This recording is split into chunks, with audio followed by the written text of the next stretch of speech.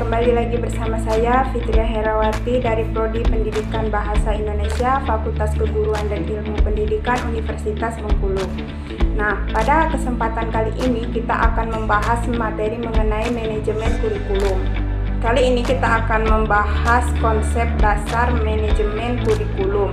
Yang pertama, kita harus mengetahui apa itu pengertian manajemen kurikulum.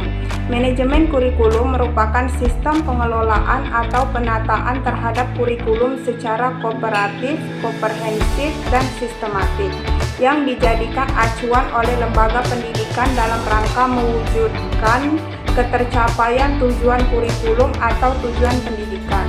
Nah, yang selanjutnya yaitu ada ruang lingkup manajemen kurikulum. Yang pertama ada kurikulum tingkat satuan pendidikan atau KTSP. KTSP lebih mengutamakan untuk merealisasikan dan merelevansikan antara kurikulum nasional atau kompetensi dasar dengan kebutuhan daerah dan kondisi sekolah yang bersangkutan. Sehingga kurikulum tersebut merupakan kurikulum yang integritas dengan peserta didik maupun lingkungan di mana sekolah itu berada. Yang kedua, manajemen mutu berbasis sekolah atau MBS. MBS merupakan pendekatan baru dalam pengelolaan pendidikan yang lebih menekankan pada kemandirian dan kreativitas sekolah atau satuan pendidikan. Andang pada tahun 2014 mengemukakan MBS merupakan bentuk alternatif sekolah dalam program desentralisasi di bidang pendidikan yang ditandai oleh otonomi luas di tingkat sekolah dengan mementingkan peran serta masyarakat untuk ikut andil dan mengambil kebagian untuk memajukan pendidikan. Selanjutnya yaitu prinsip dan fungsi manajemen kurikulum. Yang pertama, prinsip kurikulum.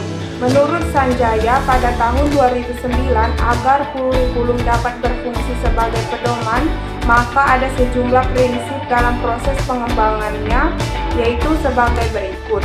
Yang pertama yaitu prinsip relevansi. Relevansi eksternal dalam pengembangan kurikulum yaitu yang pertama, relevan dengan kehidupan lingkungan peserta didik. Yang kedua, relevan dengan perkembangan zaman baik yang sekarang maupun yang akan datang. Yang ketiga, relevan dengan tuntutan dunia pekerjaan. Yang kedua yaitu prinsip fleksibilitas kurikulum itu haruslah dilaksanakan sesuai dengan kondisi yang ada. Kurikulum yang tidak kaku atau tidak fleksibel akan sulit diterapkan. Yang ketiga, prinsip kontinuitas. Prinsip ini mengandung arti bahwa perlu dijaga saling keterkaitan dan keberkesinambungan antara materi pelajaran pada berbagai jenjang dan jenis program pendidikan. Yang keempat yaitu efektivitas prinsip. Ini berkenaan dengan rencana dalam suatu kurikulum dapat dilaksanakan dan dapat dicapai dalam kegiatan belajar mengajar. Yang terakhir yaitu efisiensi. Prinsip ini berhubungan dengan perbandingan antara tenaga, waktu, suara, dan biaya yang dikeluarkan dengan hasil yang diperoleh. Adapun fungsi manajemen kurikulum menurut Rusman pada tahun 2011, fungsi manajemen kurikulum yaitu meningkatkan efisiensi pemanfaatan sumber daya kurikulum, meningkatkan keadilan dan kesempatan pada siswa untuk mencapai hasil yang maksimal, meningkatkan relevansi dan efektivitas pembelajaran sesuai dengan kebutuhan peserta didik maupun lingkungan sekitar. Nah, pembahasan selanjutnya yaitu komponen kurikulum. Yang pertama yaitu ada tujuan yang ingin dicapai oleh pendidikan. Tujuan terdiri atas tujuan nasional atau secara keseluruhan yang tercantum dalam Undang-Undang Pasal 23. Yang kedua, tujuan institusional atau tujuan lembaga pendidikan yang bersangkutan. Yang ketiga yaitu tujuan kurikuler, yaitu tujuan di bidang studi. Dan yang terakhir yaitu tujuan instruksional, yaitu tujuan pokok pembahasan atau sub pembahasan. Nah, yang kedua yaitu isi kurikulum.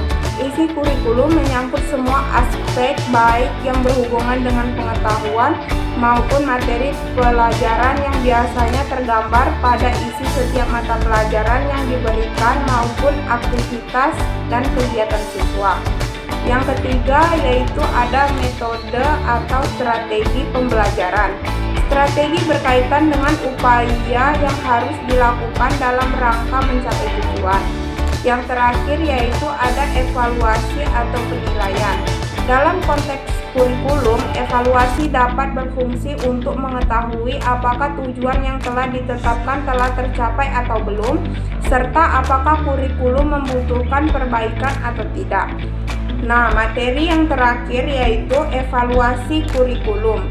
Evaluasi kurikulum merupakan pemeriksaan secara terus-menerus untuk mendapatkan informasi yang meliputi siswa, guru, program pendidikan, proses pembelajaran untuk mengetahui tingkat perubahan siswa dan ketepatan keputusan tentang gambaran siswa dan efektivitas program.